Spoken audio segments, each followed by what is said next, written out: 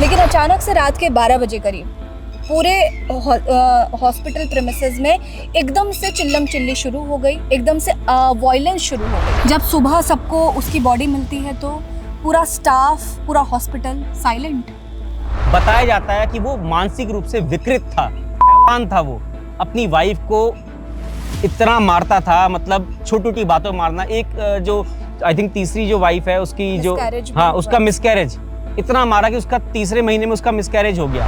इसी संजय रॉय पर तमाम तरीके की FIRs, कंप्लेंट्स, एप्लीकेशंस पहले भी दी गई हैं, लेकिन अभी तक कोई एक्शन नहीं है। सबसे बड़ी बात, कोलकाता पुलिस के अंदर रह के ही वो ये सारे कांड कर रहा है। इतना बड़ा आरजीकर हॉस्पिटल कोलकाता का, जहां डॉक्टर्स की पूरी भीड़ रहती है, ईमानदार मरीज रहते हैं, कैमरे हर जगह होने चाहिए। सिर्फ दोष क्या आ रहा है जी, वहां कैमरे नहीं थे, लेकिन बाहर तो था। डॉक्टर जो मसीहा होता है, सबकी जानें बचाता है, वो सेफ नहीं है। मीडिया में यही बातें आती है कि मीडिया इंडस्ट्री सेफ नहीं है, ब्यूटी इंडस्ट्री सेफ नहीं है, इंजीनियर सेफ नहीं है। तो सेफ्टी है कहाँ? कि हमारे देश में सबसे बड़ा लैक है कि यहाँ पर सजा नहीं है। सजा नहीं हम कह सकते हैं रीटा। अगर आप देखें तो जो निर्भया कांड हुआ था पहले, उसमें जो चारों आरोपी थे, जो भी आरोपी 4-5 जो भी आरोपी थे, उन सबको फांसी की सजा मिली, एक नाबालिग को छोड़ करके, ठीक है। लेकिन उसके बाद कितनी घटनाएं हो गई होंगी। सुप्रीम कोर्ट ने खुद इस चीज का संज्ञान लेते हुए सुप्रीम कोर्ट ने खुद इस चीज को खुद अपने अंडर लिया, क्योंकि बहुत बड़ी बात है कि 7,000 लोग, एक भीड़, 7,000 हम कहते हैं, लेकिन इतनी बड़ी भीड़ वहां पहुंचती है और प्रदेश सरकार को पता ही नहीं है। सिर्फ कैंडल मार्चेस और तमाम तरीके के प्रोटेस्ट, सरकार और अपोजिशन एक दूसरे पर सवाल उठाती रहती है। देखिए प्रोटेस्ट रीटा, प्रोटेस्ट की अगर हम बात करें, प्रोटेस्ट हमें करना पड़ता है क्योंकि हमें पता है इंसाफ नहीं मिलेगा। दब जाएंगी फाइलें, कहीं किसी अलमारी में दब जाएंगी, और जो निर्भया, जो नई नई निर्भया बन रही हैं, उनको इंसाफ नहीं मिलेगा। आपने नोटबंदी रातों रात कर दी, बिल्कुल। आपने लॉकडाउन रातों रात लगा दिया, आपने तमाम कानून रातों रात पास करा दिए, लेकिन क्या केसेस पर आरोपियों को सजा होने का कानून आप पास नहीं करा सकते? बिल्कुल। सीबीआई को जांच सौंपी और सीबीआई ने अपनी तरफ से जो पूरी रिपोर्ट सुप्रीम कोर्ट को सौंपी, वो भी बहुत एक जेन्युइन रिपोर्ट मानी जाए। लेकिन रीटा वो एक डॉक्टर थी, उसके साथ उसके कलीग्स थे। लेकिन आज अगर हम बात करें तो उस 6 साल की दलित बच्ची के साथ किसने प्रोटेस्ट किया? क्या आपके घर में आपकी बेटी, आपकी माँ, आपकी बहन और आपकी दोस्त सुरक्षित है? क्या इस सवाल पर आपको 2 बार सोचने पर मजबूर नहीं होना पड़ता? एक केस हमारे सामने आया जब 70 साल के बुजुर्ग ने, एक 70 साल के बुजुर्ग जो कि सरकारी एम्प्लॉय है, उसने एक 6 साल की बच्ची के साथ रेप किया। उसके बाद उसने वही दुष्कर्म एक बकरी के साथ की। एक मानसिकता को हम कैसे डिफाइन करें, ये ना हम जानते हैं, ना शायद आप जानते हैं। आज हमारे साथ गोरखनाथ जी मौजूद हैं और आज एक बड़े केस पे हम डिस्कस करेंगे और एक बड़ी दुर्घटना के बारे में डिस्कस करेंगे और हमारे समाज के बारे में डिस्कस करेंगे कि किस तरफ जा रहा है। सबसे पहले तो आपको बहुत बहुत स्वागत है। धन्यवाद। देखिए आज जो समाज है ना, हमारे समाज की मानसिकता बहुत गिर गई है। मतलब ये कह सकते हैं मानसिकता रही ही नहीं है। जानवर हैं, उनके अंदर फिर भी इंसानियत दिख जाती है, प्यार दिख जाता है, उनके अंदर सोच दिख जाती है, उनको पता है अच्छे बुरे, बड़े छोटे का पता है। लेकिन इंसान जिसकी आप बात कर रहे थे, जिसने दलित बच्ची के साथ जो है इस जघन्य अपराध को अंजाम दिया, सरकारी पद पर बैठा हुआ है, वो तो एक बार पकड़ा गया। सोचिए उसकी मानसिकता कितनी गिरी हुई है उस टाइम पर कि उस बच्ची के साथ गलत काम करता है, फिर एक जानवर के साथ। क्या ये इसने पहली बार किया होगा? बड़ी बात ये कैसे, मतलब ये पड़ाव कैसे हुआ? सोचिए 65-70 साल तक है, इतने टाइम से नौकरी कर रहा है। सोचिए कितनों के साथ इसने गलत हरकत की होगी जो आज तक सामने ही नहीं आया। अभी हम हाल फिलहाल में कोलकाता केस देख रहे हैं, उसमें बहुत सारी चीजें निकल के आ रही हैं, लेकिन एक जो टारगेटेड पर्सन है वो है संजय रॉय, जिसने रेप किया है। और वो ये ब्रूटल रेप है। 40 मिनट तक वो आदमी उस बच्ची के साथ, उस लड़की के साथ कॉन्टिन्यूसली रेप करता है। जब सुबह सबको उसकी बॉडी मिलती है तो पूरा स्टाफ, पूरा हॉस्पिटल साइलेंट। देखिए मैं यहाँ भी एक बात कहना चाहूँगा, 40 मिनट तक उसने उसके साथ क्या किया, ये हर मीडिया चैनल पर चल रहा है, हर कोई इस चीज़ को जान रहा है, क्योंकि सबके पास जो उसकी पोस्टमार्टम रिपोर्ट आ चुकी है। लेकिन आप सोच के देखिए, 31-32 साल की वो महिला थी, जिसके माता पिता ने कितने अरमानों से उनको पढ़ाया, उनको डॉक्टर बनाया, बल्कि हर माँ बाप अपने बच्चों को पढ़ा लिखा के बड़ा करता है, अच्छा करने के लिए प्रेरित करता है। सोचिए उस प्रोफाइल पर जाकर के, इतने एक ओहदे पर जाके, एक रेजिडेंट डॉक्टर के उस ओहदे पर जाकर के, सोचिए वो नहीं बची। इतना बड़ा आरजीकर हॉस्पिटल कोलकाता का, जहां डॉक्टर्स की पूरी भीड़ रहती है, ईमानदार मरीज रहते हैं, कैमरे हर जगह होने चाहिए। सिर्फ दोष क्या आ रहा है जी, वहां कैमरे नहीं थे, लेकिन बाहर तो था।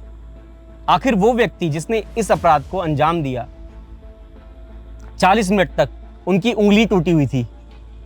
मतलब शायद मैं बोल नहीं पाऊंगा कि उनके साथ क्या क्या उनके शरीर के साथ हुआ था। सोचिए कितना उसने दर्द झेला। मैं फिर वही बात कहूंगा कि वो इस लेवल तक उसने जब इस लेवल तक उसके साथ बर्बरता की, तो क्या एकदम से की होगी? इसके पहले कभी नहीं की होगी, जैसा कि मैंने अभी पहले केस में कहा। आज हम मीडिया में हैं और तमाम फील्ड्स हैं, बहुत सारी फील्ड्स हैं अलग अलग। जब हम अपने करियर की शुरुआत करते हैं तो माँ बाप को सबसे पहला डर यही रहता है कि बच्चा घर से बाहर निकल रहा है तो वो सेफ़ रहे। एक कौन सा प्रोफेशन जो सेफ़, जिसमें महसूस करे बच्चा।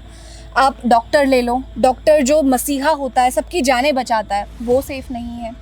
मीडिया में यही बातें आती है कि मीडिया इंडस्ट्री सेफ़ नहीं है, ब्यूटी इंडस्ट्री सेफ़ नहीं है, इंजीनियर सेफ़ नहीं है। तो सेफ्टी है कहाँ? यहाँ तक कि टीचर्स के साथ, जो शिक्षा देती हैं, उनके साथ ऐसी घटनाएं हो जाती हैं। तो सेफ्टी पर्पस से अगर देखा जाए तो पूरे भारत में आखिर सेफ़ है तो है कौन? घर के अंदर तक एक बेटी सेफ़ नहीं है। अभी हम एक केस के बारे में डिस्कस कर रहे थे जिसमें एक बाप ने ही अपनी बच्ची के साथ रेप किया, जिसकी आई थिंक मदर का जो है कुछ 2 दिन पहले ही देहांत भी हुआ। 2 दिन पहले देहांत हो गया। ऐसे ऐसे केसेस हमारे सामने आ रहे हैं। और सज़ा की जब हम बात करते हैं तो सज़ा के नाम पर हमें कुछ नहीं मिलता, सिर्फ कैंडल मार्चेस और तमाम तरीके के प्रोटेस्ट। सरकार और अपोजिशन एक दूसरे पर सवाल उठाती रहती है। देखिए प्रोटेस्ट की अगर हम बात करें, प्रोटेस्ट हमें करना पड़ता है क्योंकि हमें पता है इंसाफ नहीं मिलेगा। दब जाएंगी फाइलें, कहीं किसी अलमारी में दब जाएंगी, और जो नई निर्भया बन रही हैं उनको इंसाफ नहीं मिलेगा। हाँ, शायद ये रीज़न है प्रोटेस्ट का ही। ये एक तरीके से हम कहीं रिजल्ट है कि सीबीआई को जांच सौंपी और सीबीआई ने अपनी तरफ से जो पूरी रिपोर्ट सुप्रीम कोर्ट को सौंपी, वो भी बहुत एक जेन्युइन रिपोर्ट मानी जाए। लेकिन रीटा वो एक डॉक्टर थी, उसके साथ उसके कलीग्स थे। लेकिन आज अगर हम बात करें तो उस 6 साल की दलित बच्ची के साथ किसने प्रोटेस्ट किया? बिल्कुल। कौन सी मीडिया ने प्रोटेस्ट किया? किस मीडिया ने उसका फॉलोअप किया कि क्या उसके साथ क्या होगा? मतलब वो अभी जेल में है या उस बच्ची के साथ क्या हुआ? क्या किसी मीडिया में है ये बात? बिल्कुल सही बात। मानसिकता की यहाँ पर बात है। पुलिस ने उसको क्या कोई साइकोलॉजिकली या कुछ ऐसा चीजें प्रोवाइड कराई, या सरकार की तरफ से उसे क्या है? किसी को कुछ नहीं पता। हमारे भी बहुत सारे डॉक्टर्स हैं जो फ्रेंड्स हैं, बहुत सारे लोग हैं जो जानते हैं, वो बताते हैं कि डॉक्टर्स की लाइफ भी बहुत इजी नहीं होती है। 36 घंटे, 32 घंटे, 48 घंटे वो शिफ्ट करते हैं अपनी, और उसमें बहुत सारी लड़कियों को जो है वो बहुत सारी चीज़ें फेस करनी पड़ती हैं। बिल्कुल। उस दिन भी जब उस बच्ची के साथ चीज़ें हुई तो शायद आरजेकर हॉस्पिटल की जितनी भी लड़कियां होंगी वो पूरी तरह डर चुकी होंगी, क्योंकि शायद हर वहाँ का स्टाफ, हर इंसान उस संजय रॉय को जानता था। बिल्कुल। आप सोचिए इतना विभत्स आदमी संजय रॉय, जो कि इतना विभत्स आदमी जिसने 3 तलाक 3 बार उसकी शादियां हो चुकी थी, जिसकी वाइफ उसको छोड़ के जा चुकी थी। बताया जाता है कि वो मानसिक रूप से विकृत था, हैवान था। वो अपनी वाइफ को इतना मारता था, मतलब छोटी-छोटी बातों मारना। एक जो आई थिंक तीसरी जो वाइफ है उसकी, जो उसका मिसकैरेज, इतना मारा कि उसका 3रे महीने में उसका मिसकैरेज हो गया। तो सोचिए वो, मतलब इसमें कानून का बहुत बड़ा दोष है, वहाँ के प्रशासन का बहुत बड़ा दोष है जो उसको पकड़ नहीं पाए। बिल्कुल।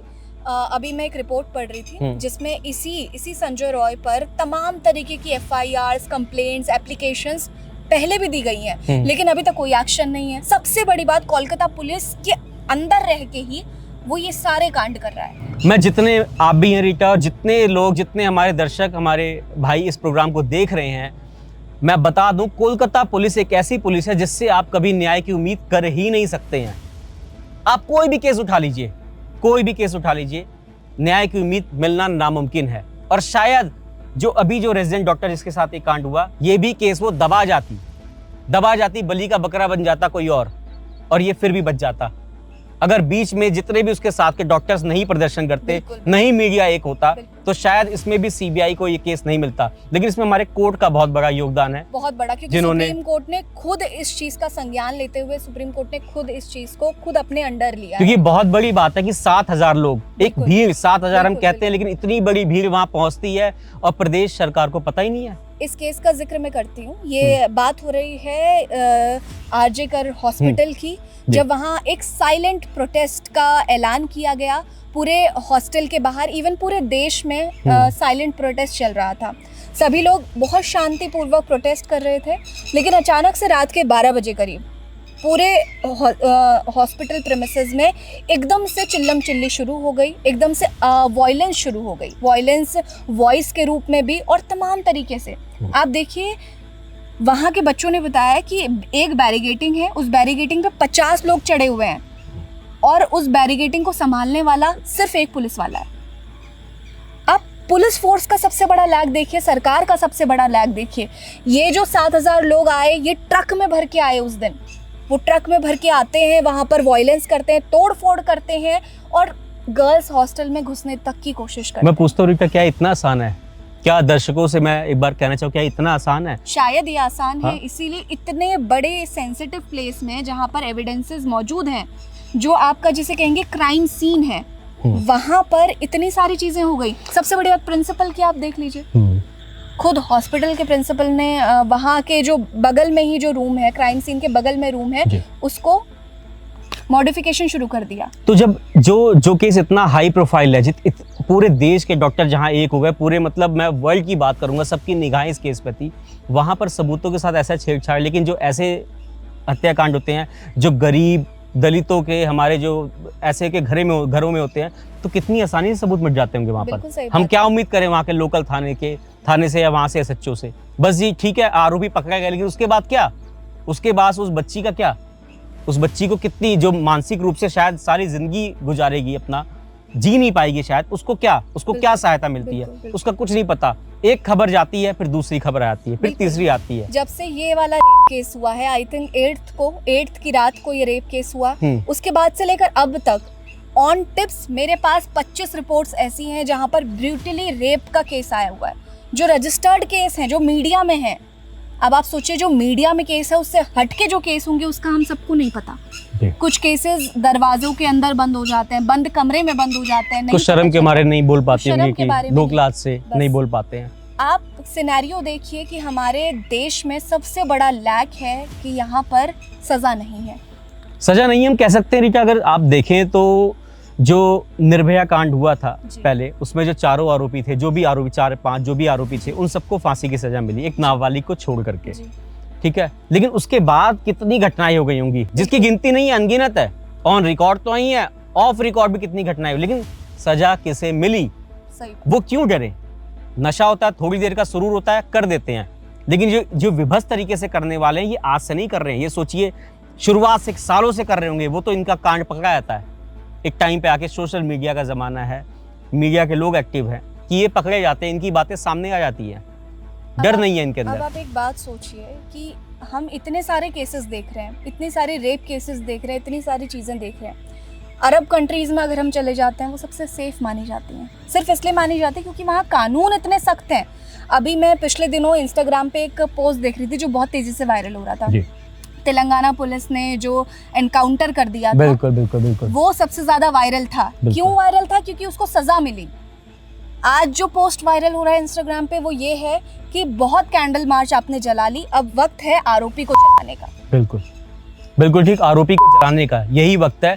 शायद हमें कानून उस हिसाब से, उस टाइम पे तेलंगाना पुलिस ने जब ये किया था, तो कानून उस हिसाब से कहता था कि भाई ये फिक्स था, कि मतलब उसको पकड़ के मार दिया। तो हम तो कहते हैं बहुत सही किया। क्या चाह रहा है?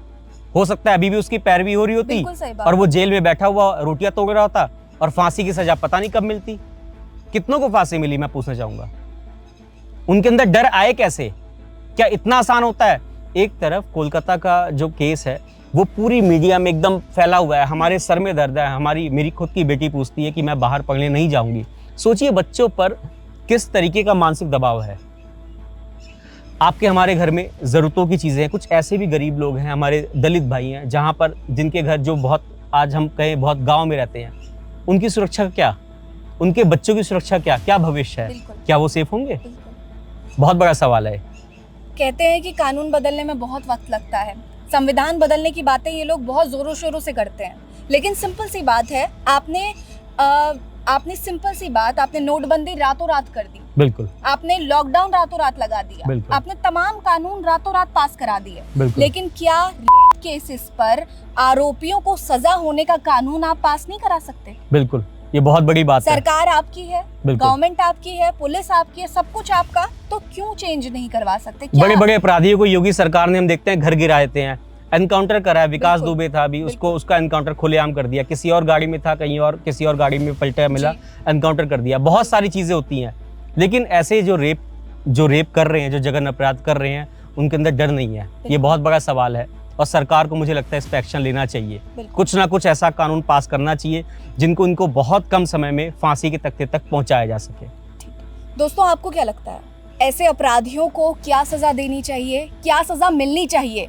क्या मोदी सरकार को इनके खिलाफ, इनके लिए कोई कानून बनाना चाहिए? तो वो क्या बनाना चाहिए, हमें कमेंट बॉक्स में ज़रूर बताइएगा। और अगर आपके आसपास भी ऐसी कोई घटना होती है तो हमसे संपर्क ज़रूर करें। आप सभी के पास हमारा मोबाइल नंबर है, हमारी मेल आईडीज़ हैं, उनमें कांटेक्ट ज़रूर करें। और कुछ भी अपने आसपास ऐसी घटनाएं होती हुई दिखती हैं तो हमें ज़रूर बताएं।